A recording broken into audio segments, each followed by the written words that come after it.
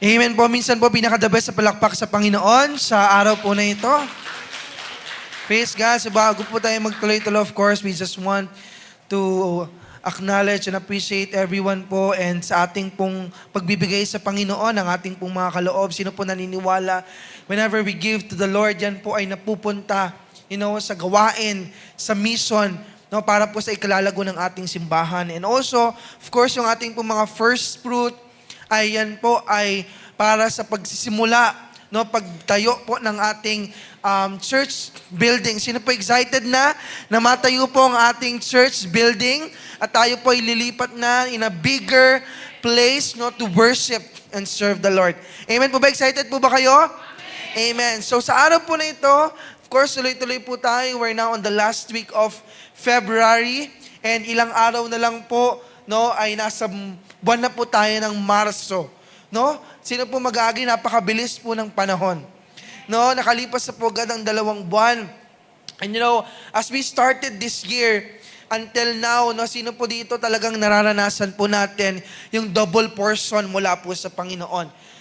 Sino po dito na-experience po natin double portion ngayon pa lang, from the month of the February?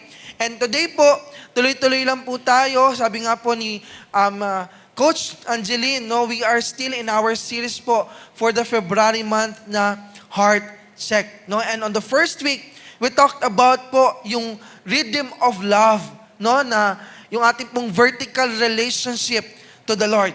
Sino po dito inalign yung ating pong relationship sa Panginoon? Inayos ni Lord ang ating pong mga puso sa Panginoon. Sa pangalawang linggo naman po, we talked about the blockage. Tinanggal ni Lord lahat ng mga nakaharang and we released forgiveness sa mga taong maaari nakasakit po sa atin. And last week lang po, of course, we talked about the guarded heart.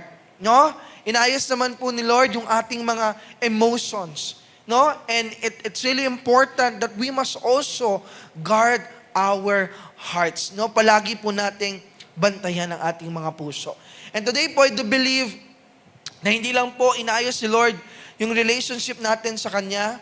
Hindi lang po tayo nakapag-release ng forgiveness at tinuruan po ng Panginoon, i-check, bantayan ang ating pong mga emotions.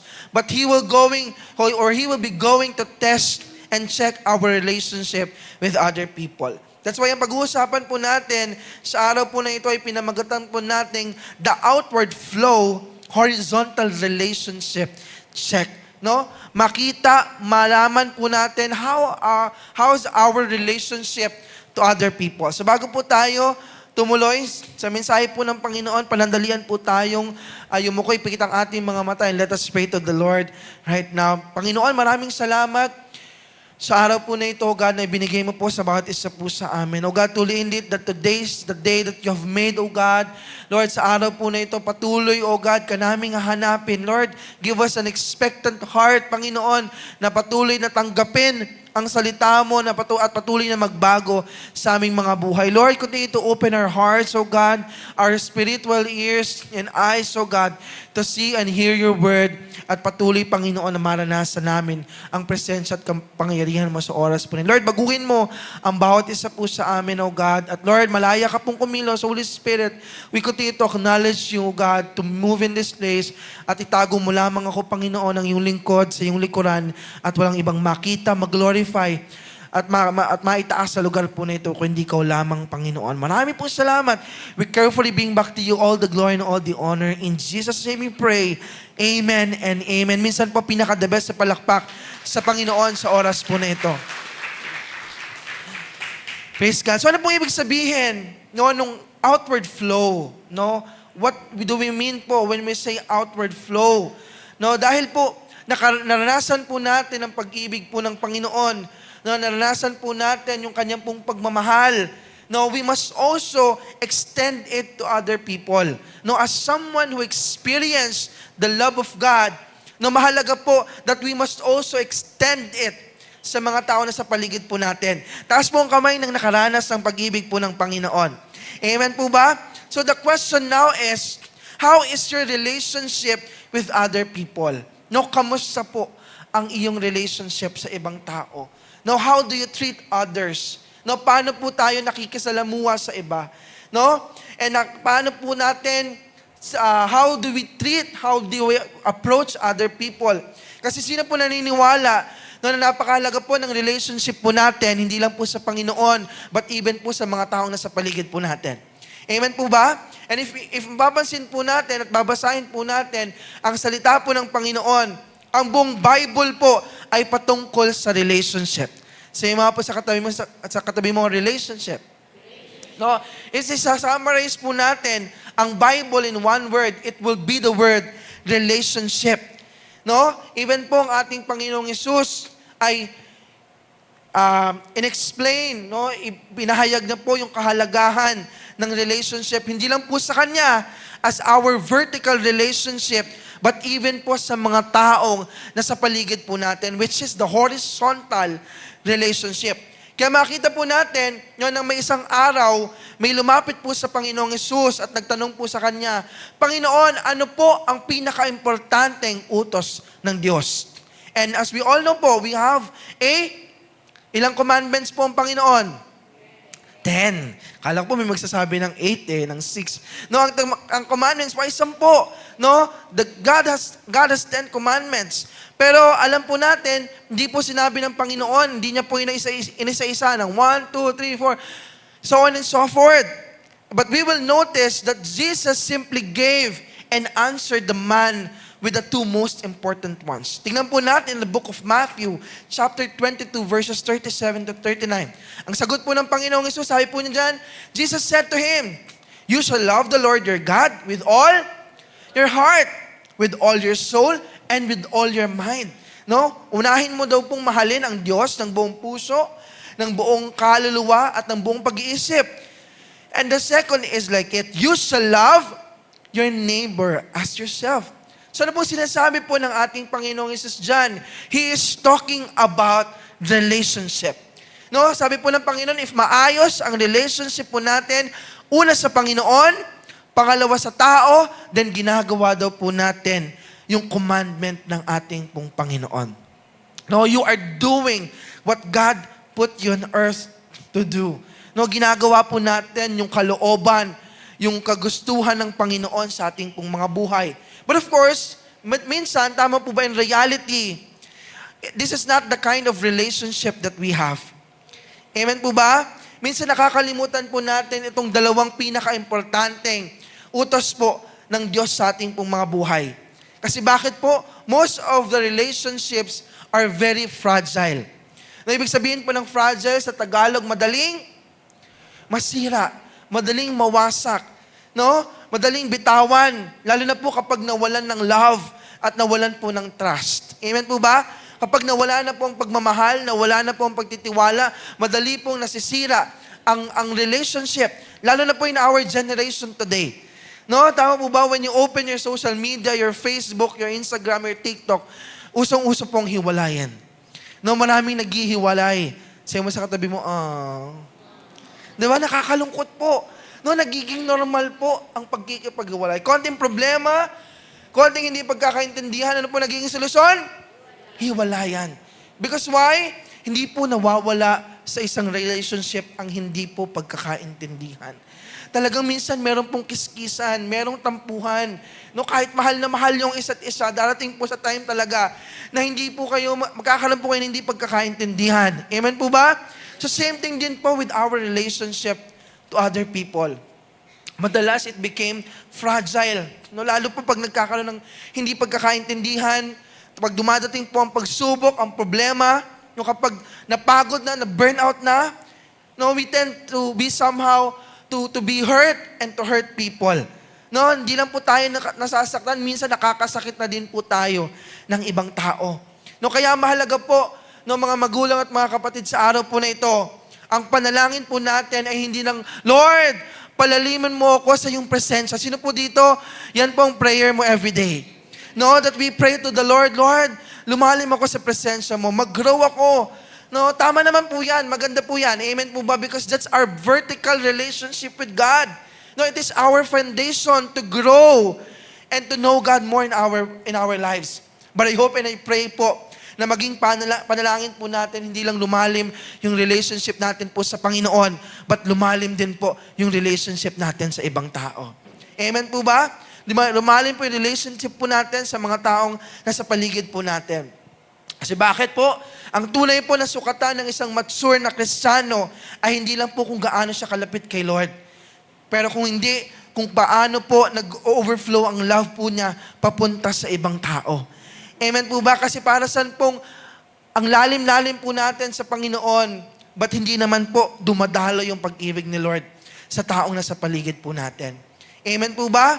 Kasi kung ang pag-ibig po ng Diyos ay hindi po lumalabas sa atin, ibig sabihin lang po, hindi po tayo nagiging vessels ng pag-ibig ni Lord. Ano po nangyayari? Nagiging containers lang po tayo, nako-contain lang po sa atin, nananatili lang po sa atin, walang pagdaloy, walang pag-usad, no?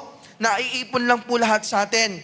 But today po, sino nagde-desire? Lord, I hope and I pray, hindi lang ako magiging container, pero magiging vessel ako at magiging daluyan ng pagmamahal at pag-ibig po ng Panginoon. Amen po ba? Sino po nagde-desire niyan?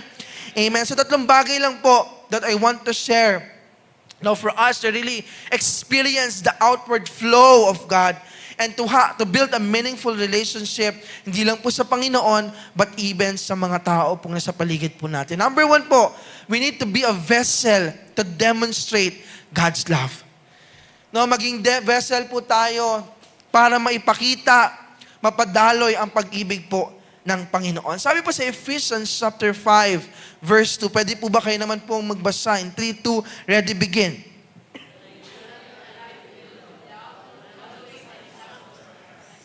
Amen. So, ibig sabihin po, kung gusto po talaga natin, no, mag-build, no, magkaroon po ng healthy relationship, di lang po sa pamilya natin, di lang po sa katrabaho natin, di lang po in our community, but even po sa mga taong nasa paligid natin, ay kailangan daw po natin ng tinatawag po na vessel.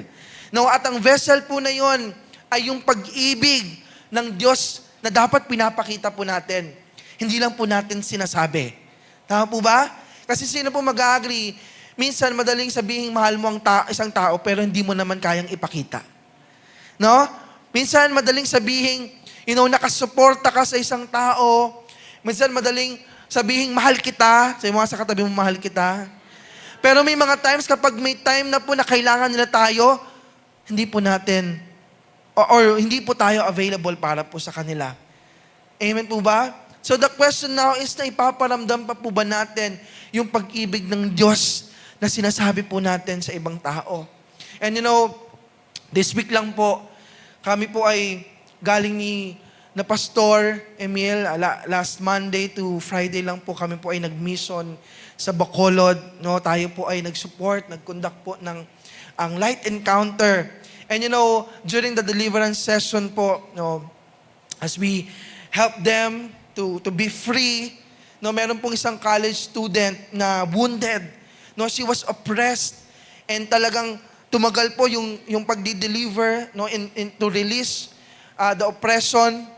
And nung binaktak po namin, nung chinek po namin, kaya po hindi po makalaya because ayaw niya po mag-release ng forgiveness. No, ayaw po niyang mag-release ng pagpapatawad. Kasi po bakit? Kasi po siya personally, hindi niya po naramdaman. Una pa lang yung pagmamahal sa loob ng tahanan. No, hindi niya po naramdaman, hindi dumalo yung pagmamahal sa loob ng tahanan. No, hindi nagkaroon ng foundation ng pagmamahal sa kanya pong sa kanya pong buhay. No, wala pong pagmamahal na dumaloy that blocks the love and the power of God. Sino po may mga times, minsan kaya hindi po natin maranasan ang pag-ibig ni Lord, hindi dumadaloy sa ating mga buhay, kasi minsan tayo mismo hindi po natin naranasan ang pagmamahal sa ating pong mga buhay. Amen po ba? And mahalaga po sa atin, na maranasan yung pagmamahal po ng Panginoon. No, hindi lang po basta natin sinasabi na mahal natin sila, but we need to show it. Maganda na maipakita po natin. Kasi bakit? Yun po ang ginawa ng ating Panginoong Yesus. No, hindi niya lang po sinabi na mahal niya ang tao, pero ginawa din po ng Panginoon. Amen po ba? He just showed it. He demonstrated it. Not just how He loved and obeyed God, but also loving the people. Sa paano pong paraan? No? Hindi lang po nag-preach ang Panginoon, but nagmahal din po ang Panginoon. Amen po ba? Hindi lang po pinakita ni Lord yung pagmamahal niya, just preaching the good news. Pero pinakita din po ni Lord ang pagmamahal niya by serving us. No? By sacrificing Himself, no? On the cross, no? When He was crucified. And nung siya po ay nasa mundong ito, no, 2,000 plus years ago, tama po ba? Instead na si Lord ang paglingkuran. Kasi bakit? He is a God. He is 100% God. Pero pong ginawa ng Panginoon, siya pa po ang naglingkod. Amen po ba? Kahit na binetray na siya, pinahirapan, pinagkaisahan, but He still chose to love and forgive us. Nagmahal pa rin po at nagpatawad ang Panginoon. And nakakatuwa po sa ating Panginoong Hesus, no, hindi niya lang po hinayaan na manatili ang gospel, ang pag-ibig ng Diyos, ang good news sa loob po ng simbahan. No? Kung sa tao, tama po ba? Kung tayo po, marami pa po muna tayong sinasabi bago tayo gumawa. May kilala po ba kayong ganon? Ang dami mo nang sinasabi bago kumilos. Ang dami mo nang kuda. Ang dami mo nang sinasabi bago gumawa. But si Jesus po, yes, marami po siyang salita, pero mas maraming gawa. Amen po ba? Ano pong ginawa ng Panginoon? He just went outside. No? Lumabas po ang Panginoon and He brought it to the people who are in need. No? Sa mga taong nangangailangan. No? And babasahin po natin ang Bible. Hindi po palaging minimension doon kung paano po naglingkod si Jesus sa loob ng simbahan. But in the gospel, saan po palagi natatagpuan si Lord?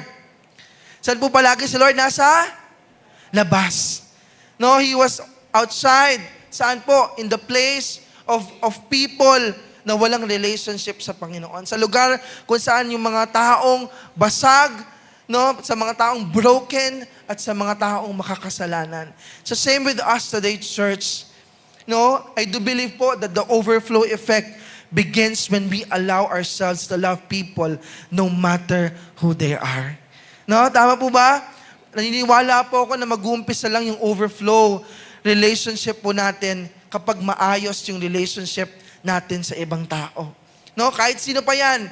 Amen po ba? Mahirap, mayaman, bata o matanda, ano pa mang status sa buhay, we need to demonstrate the love of God. Amen po ba? We need to be the salt and the light, maging asin sa mundo pong ito. No, maging liwanag sa mga madidilim na lugar at maging liwanag sa mga taong dumadaan ng kadiliman. No, minsan di po natin kailangan ng anumang possessions para maging maganda yung relationship natin sa ibang tao. But for us to have the love of God, it will overflow sa mga taong nasa paligid po natin. Tama po ba? Bringing Jesus is enough for them. No, dalhin lang po natin ang pag-ibig ng Panginoon sa kanila po ay enough na po para tanggapin nila ang Diyos sa kanila pong buhay. Amen po ba? Makita lang yung pag-ibig at presensya ni Lord sa buhay mo ay enough na para maniwala at maramdaman po nila ang pagmamahal ng Panginoon. No? Church, wag lang po tayo salita. Sino sa katabi mo, wag lang puro salita, gawa-gawa din. No? We need to do something. Sabi ko nga po kanina, we need to let the love of God flow sa ating pong mga buhay and demonstrate the love of God around us. Ano po yung number 1? No, to be a vessel to demonstrate God's love. Pangalawa po, no, we need to also be a vessel to be to show God's acceptance.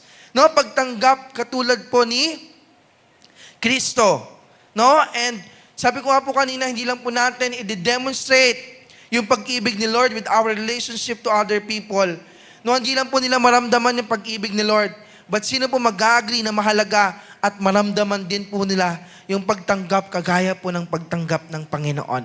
Amen po. Babasahin po natin, sabay-sabay po nating basahin in the book of Romans chapter 15, verse 7. In 3, 2, ready, begin. Accept one another, then just as Christ accepted you, in order to bring praise to God. Kasi po bakit? It is because we demonstrate God's love when we accept people just as they are. No? Kapag daw po ibig sabihin daw po ng pagtanggap ay pagtanggap kung sino man sila. No, bago pa man po nila makilala ang Panginoon. Hindi po natin sila tatanggapin na after nilang ma-encounter, maranasan yung pag-ibig ni Lord. May kilala po ba kayong ganon? No? May kilala po ba kayong taong hindi natatanggapin ng isang tao hanggat hindi po siya nagbabago? No, hindi ka tatanggapin hanggat hindi ka nagbabago. No, ayusin mo muna yung buhay mo. After nun, saka kita tatanggapin. Kilala po ba kayong ganon? Ayusin mo muna yung ugali mo. Ayusin mo muna yung mukha mo, pati mukha, di ba? Ayusin mo yung pananamit mo. Tama po ba kapag okay ka na sa paningin ko, tsaka kita tatanggapin. Ganun po ba? Ganun po ba dapat ang gawin po natin? Is that how Jesus looks at the people bago niya po tanggapin o mahalin yung mga tao? Ganun po ba ang Panginoong Yesus? Hindi po. Kasi po bakit? When we say acceptance, tatanggapin at mamahalin mo ang isang tao, hindi sa kung sino at ano siya ngayon. No? Pero kung sino po siya at ano siya sa paningin po ng Panginoon. Kasi tandaan po natin that acceptance is not approval. No? Pwede mong tanggapin ang isang tao kahit hindi mo sinasang-ayunan yung ginagawa niya. No? Kasi sa Jesus yun po ang ginawa ng ating pong Panginoong Yesus. Tinanggap niya yung mga tao bago pa po sila magbago ng buhay. No? At ginawa ni Jesus, tinanggap muna niya ang mga tao bago maayos po ang kanilang mga buhay. Kaya makikita po natin in the New Testament, in the Gospels, ano po nangyari? Galit na galit po yung mga religious leaders sa ating pong Panginoon. No, galit na galit po sila kasi bakit? Si Lord, ginawa niya bago niya makilala itong mga tao ito ng malalim, tinanggap niya muna itong mga tao. No? He's called to be friend of sinners. No, kaibigan ng mga makakasalanan. Kasi bakit ginagawa po ng Panginoon? Nakikipag-usap siya sa mga prostitutes, no, sumasama po siya sa kainan ng mga tax collectors, no, hinahawakan niya yung mga leper na tinatakwil po ng lahat. So nagtaka po yung mga religious leaders, anong ginagawa ni Jesus? Bakit siya nandun sa lugar na yon? Bakit niya kasama yung mga tao na to? No, kasi bakit po? Because everyone needs acceptance. No, ang bawat isa po sa atin ay kailangan ng pagtanggap. Lalo na po sa mundo ngayon na napakagulo. Tama po ba?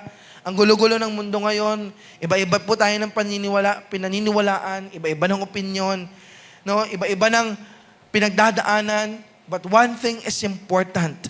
They need God's acceptance. Amen po ba? Naniniwala po ba kayo doon? That acceptance is the key para magkaroon ng kaayusan sa ating pong mga buhay. Amen po ba? And our goal is not for them to feel condemned. Ang goal po natin, hindi makaramdam yung mga tao sa paligid po natin na they are being condemned. But our goal is to overflow the love of Jesus to make them feel loved, accepted, and valued. No? Ang purpose po ng relationship, ng overflow sa tao ay maramdaman nila yung pag-ibig ng Panginoon sa kanila pong mga buhay. Amen po ba? Sino po mag-agree? Ang gospel, ang salita po ng Panginoon, totoong masakit naman po. No? Masakit po ang salita ng Panginoon. Masakit po ang gospel. Because why? Because it shows the truth. It tells the truth. Ayun po ang katotohanan. But at the end of the day, church, masakit man ang katotohanan, pero masarap kasi may pagmamahal mula sa Panginoon. Amen po ba? Totoong masakit ang salita ni Lord, pero Lord, okay lang. Kasi alam ko sa bawat salita mo, may pagmamahal na nagmumula po sa'yo. Amen po ba? Tandaan po natin na ang trabaho po natin ay iparamdam, i-extend, ipakita yung pagmamahal ni Lord. But it is God's job to change and transform people. No, hindi po natin trabaho ang magbago ng tao. Ang trabaho lang po natin ay iparamdam yung pag-ibig ni Lord at hayaan po natin ang Panginoon ang magbago sa tao. Amen po ba? Magmahal ka lang, sa mo sa katabi mo, magmahal ka lang. No, tumanggap ka lang, hayaan mo si Lord ang magbago sa taong nasa paligid po natin. No, let the love, overflowing love of God be the instrument to make our relationship with people become strong. Kasi bakit po? Madalas makakalimutan ng mga taong kasama natin yung mga sinasabi natin. Tama po ba? Madaling makalimutan yung mga lumalabas sa bibig po natin. No, mamaya, yung kausap mo ngayon, after nyo, lumipas ng linggo, isang buwan, nakalimutan mo na. Tama po ba? Pero tandaan po natin, kailanman hindi makakalimutan ng tao kung paano mo siya itrato. no, kung paano mo, on how you treat them, no, hindi kailanman makakalimutan ng mga tao na sa paligid po natin. That's why, church, we must always extend the love and accept like Jesus. No, let the love and acceptance of God overflow, hindi lang po sa atin, but even sa mga taong nasa paligid po natin. If naniniwala po kayo that you will be a vessel of the Lord today, palakpakan po natin ang Panginoon sa oras po na ito. And number 3 and the last, tapos na po ako. Ano po yung number 1? We need to be a vessel to demonstrate God's love. Pangalawa po, we need to be a vessel for God's acceptance. And number 3 and the last, we need to be a vessel for God's affirmation. No? Pag sabihin po ng affirmation, pagiging present, pagiging available, no, sa mga taong nangangailangan po ng tulong. No, hindi lang po ang pag-ibig at pagtanggap ni Lord ang maaaring dumalay po sa atin, but even His affirmation to other people. Kasi bakit po? Sino po naniniwala at nag-agree sa akin na lahat po ng tao ngayon, or lahat po ng tao ngayon sa mundong ito ay may pinagdadaanan? Di ko po alam, maaaring ikaw mismo o yung katabi mo ay may pinagdadaanan. Tignan mo nga po yung katabi mo. May pinagdadaanan ka ba, kapatid? No, we don't know. I don't know. No? Maaaring ilan po sa atin dumadaan ng pagsubok, dumadaan ng problema, no? Dumadaan ng hindi maayos na sitwasyon, hindi maayos sa kalalagayan. No? Sino ba? Maaaring hindi lang po tayo, but even inside our family, no? In our friends, sa ating mga katrabaho, kapitbahay in our community. Maybe itong mga taong po na ito ay dumadaan po ng disappointment.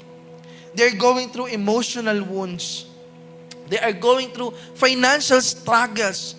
No, hindi pong talagang wala nang silang pangkain. Mukha lang silang mayaman, malusog, pero totoo, wala na po silang talagang enough para sa kanila pong mga buhay. No, they have silent battles. As mo kami dumadaan ng silent battles na walang nakakaalam, tayo lang po nakakaalam at ang Panginoon. And minsan ang kailangan lang po ng mga tao na ito ay someone who is there. Someone na available. Someone na present para po sa kanila. Hindi po para pangaralan sila. Hindi po para lecturean sila. Hindi po para correct sila. Ano ba naman yan? Correction na naman. Lecture na naman. But just presence. Presensya po ang kailangan po nila. Sabi mo sa katabi mo, presence.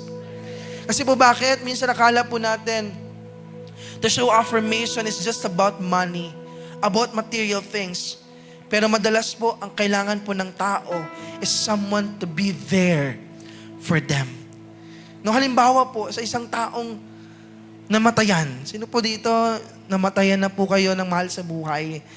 Sino po magagaling? Hindi po madali. No, hindi po. Mahirap po. It's not an easy thing to forget what happened.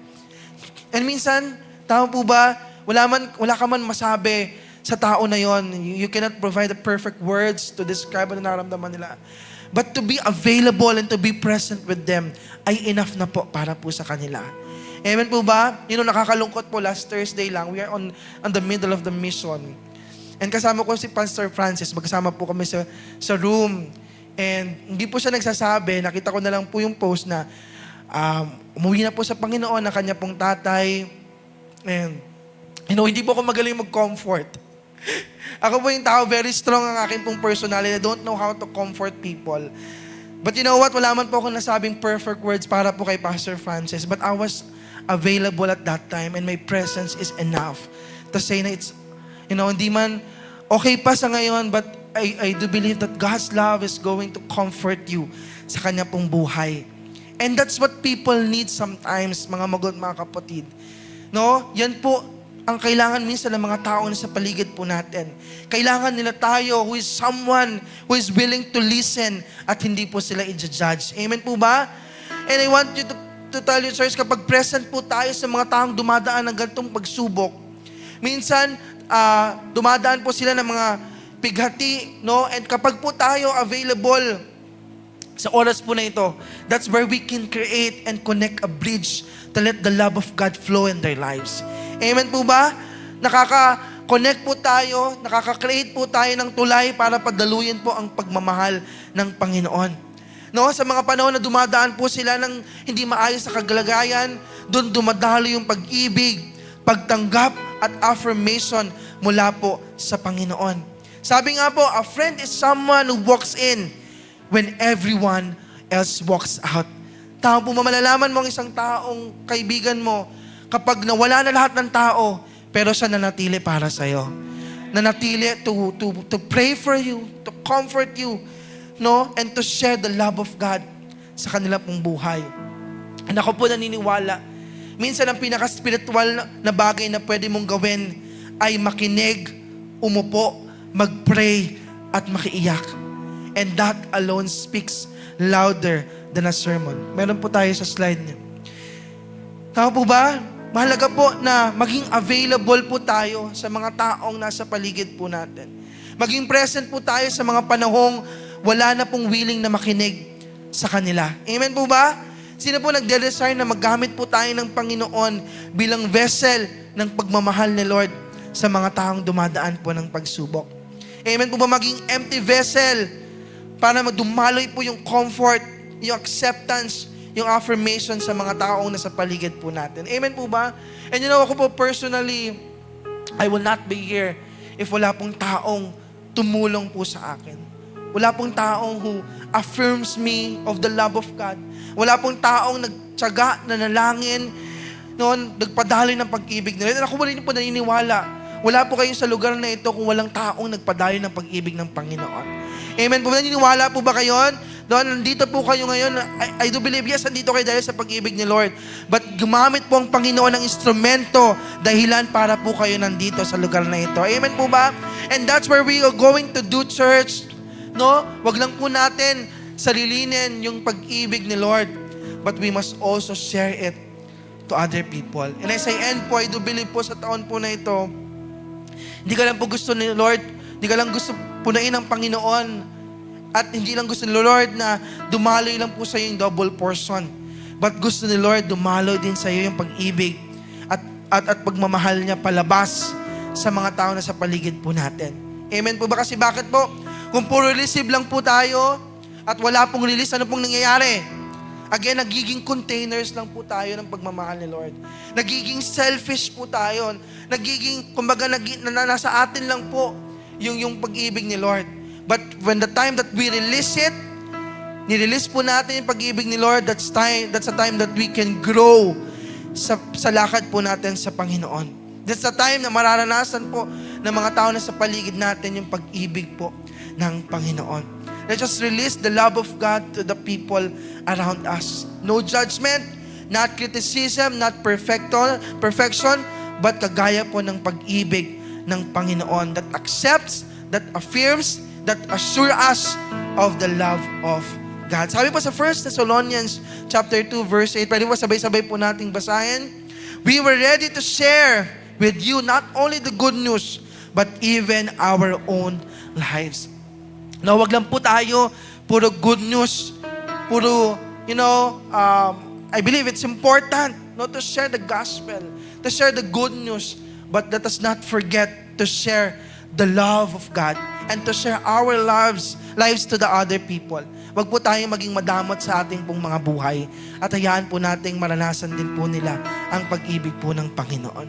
So if you're excited to be a vessel of God's love today, I just want to invite everyone to stand up. Tatayo po tayo in the very presence of God today. At patuloy po tayong lalapit sa Panginoon sa oras po na ito. Sino po naniniwala at nag-agree na kung tayo lang hindi po natin kakayanin? Amen po ba? Kung tayo lang po magmamahal sa tao, hindi po natin kakayanin. Amen po ba? But sa tulong po ng Panginoon, kakayanin po natin. At sa tulong ng Diyos, dadalo yung pag-ibig niya sa ating pong mga buhay. So while our eyes are closed right na habang nakapikit po ang ating mga mata at panandalang nakayuko ang ating mga ulo sa oras po na, let's continue to contemplate and in the presence of worship right now. Patuloy po tayong lumapit sa Panginoon sa oras po na. Let's continue to thank the Lord. Lord, salamat po sa oras po na ito, God. Dahilan kung bakit nandito ang bawat isa po sa amin sa lugar na ito ay dahil sa iyong pag-ibig, habag, at grasya sa aming mga buhay. And Lord, Wag mo lang hayaan, Panginoon, na kami lang ang makaranas nito, O God. But Lord, help us, O God, to release, O God, your love to the other people. Lord, let your love overflow outwardly. Hindi lang in a vertical relationship, hindi lang maayos ang relationship namin sa iyo, Panginoon, but even in our horizontal relationship, ayusin mo din, Panginoon, ang relationship namin sa mga tao na sa paligid namin, O God. Lord God, in our families, in our workmates, in our, O God, classmates, Lord, ayusin mo ang aming relationship sa aming pong mga buhay, O God. Come on, church, if that is your prayer right now, if that is your desire right now, just ask the Lord for forgiveness. Today, ask the Lord for forgiveness. Lord, patawad kung may mga times sinasarili lang po namin yung pag-ibig mo, Panginoon. Lord, patawad kung inahayaan lang namin na maging container lang kami ng pag-ibig mo. But Lord, right now, help us to be a vessel, O God. Lord, we surrender to you right now, God. That Lord, use us to be a vessel of your love, O God. Kasi Lord, kapag naging vessel kami, Panginoon, hindi na mahirap dumaloy outwardly ang pag-ibig mo, O God. Come on, church, if that is your prayer right now, and if that is your desire right now, let's continue to lift up our hands to the Lord and desire the Lord. As we lift up our hands to God, to you, Lord God, give us a heart of a vessel, Lord God. Puso, Panginoon, na willing magpagamit. Puso, Panginoon, na willing, Panginoon, na maging empty vessel, O God, daluyan na yung pag-ibig, O God. Sa bawat luhod at Yes, church, come on, let's continue to lift up our hands and worship the Lord right now. And open our hearts to the Lord and surrender everything. Jesus, ika'y nariyan.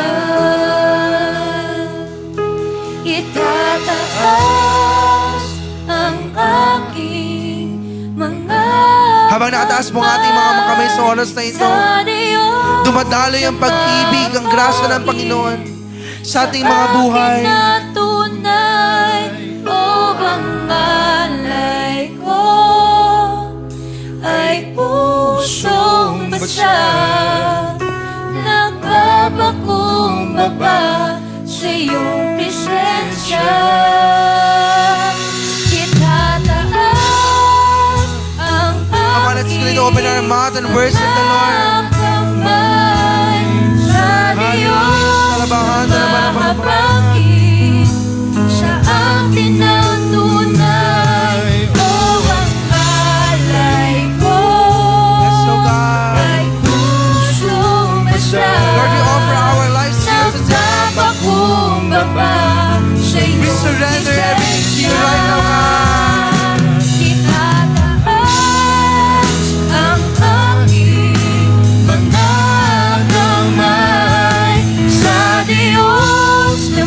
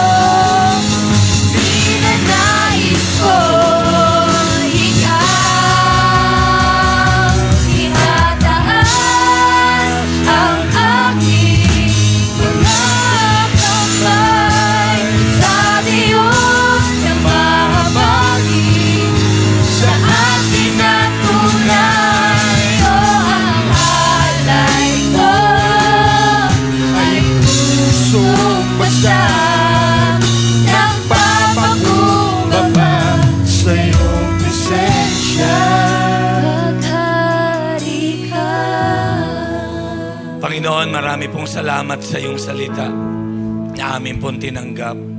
Ang amin pong panalangin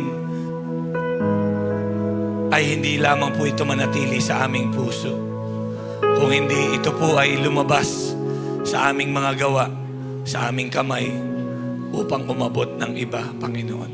Salamat po. Sabi po sa salita ng Panginoon in 1 John, sa unang Juan, sabi po dyan, 3:18, mga anak, huwag tayong magmahal sa pamamagitan lamang ng salita.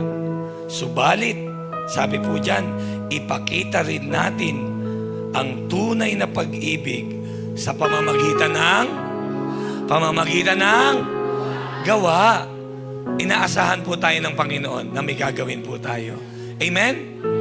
Meron pong isa pong Kristiyano, kinatok po yung puso niya ng Panginoon para puntahan po yung isang mag-anak, isang pamilya po na mahirap. Ayaw niya at first, ayaw niya sumunod. Pero dahil sa kanyang pananalangin, kinukonvict siya ng Panginoon. Puntahan mo, hatiran mo ng pagkain. Hindi naman niya alam, nagpe-pray pala, wala nang makakain yung mag-ina sapagkat iniwan ng asawa. Ang dami niya mga anak na maliliit. Alam niyo po, pumunta po siya ng, hindi ko na po sasabihin kung anong restaurant yung binilan niya po ng isang bucket na chicken. Pumunta po siya ng Kentucky. Dinala po niya yung isang bucket. Paghatid niya, sabi niya pinabibigay ni Lord. Umalis na siya. Pero pinag-pray niya. Alam mo, bago siya umalis, hinawakan ng bata yung kamay niya. Sabi ng bata na 5 years old, kayo po ba si Jesus? Kayo po ba si Jesus? Mga kapatid, yung simpleng aksyon natin, nakikita ang Panginoon sa atin. Tingnan mo nga yung mukha mo ng katabi mo. Ikaw ba si Jesus? Andyan po ba kayo? Sabi po, basahin niyo po ito. Sabi po dyan, tingnan niyo po. Sabi dyan, words are the advertisement for love. Actions are the delivery of the product. Pwede ba pakideliver natin yung product? Hindi lang puro advertisement, hindi lang puro salita. I-deliver na natin yung Kentucky. Amen po ba? Ay, ba't nasabi ko yun? Nagutom tuloy ang katabi mo. Sabi mo sa dalawang katabi mo, kaliwa kanan, pakideliver mo na. Sabi mo, naghihintay sila ng pagmamahal ni Lord. Amen? Pwede po ba ngayon pa lang simulan na natin? Maghawak-hawak tayo ng kamay. Let's pray for one another. Na Lord, hindi lang kami mag-a-advertise, hindi lang kami magsasalita ng pag-ibig. I-deliver namin ang product of love with action. Let's pray. Gamitin ni Lord yung katabi mo. Gamitin tayo lahat ng Panginoon. Maraming nasaktan, maraming iniwan, maraming nagugutom, maraming sugatan. Gamitin mo, Lord, ang mga kamay na ito para umabot, para magmahal. Gamitin mo ang bawat isa sa amin. Hallelujah. Thank you, Jesus. Hallelujah. Sa mga araw na darating, Lord, i-deliver namin yung product. I-deliver namin yung pag-ibig. Through our actions, not only through our words. May gawa, tatabihan, sasamahan namin sila. Salamat, Panginoon. Lord, inaalala din po namin, Panginoon, si Coach Heads at si Pastor Francis na naulila, Lord, namatayan ang kanila pong ama. Lord, i-comfort mo po sila. Hindi man kami makarating sa lugar ng Leyte, pero hindi maiksi ang iyong kamay para sila iyong abutin. Lord, yung lang pag-comfort ng salita, Iparanas mo po sa kanila, Panginoon. Comfort mo sila sa time ng kanilang kalungkutan. Salamat po, Panginoon. Hayaan mo na mag-overflow yung pag-ibig mo sa bawat isa po sa amin. Lahat po na nagmamahal sa Panginoon ay pumalakpak ng the best sa Kanya. Somebody shout, Hallelujah! Pwede po ba makaupo muna po kayo sandali? Upo muna po kayo. Ito po yung mga bata na tinuturuan linggo-linggo. We will pray for them. Tawagin po natin sila. Palakpakan po natin ang Light Gen. They are the next generation.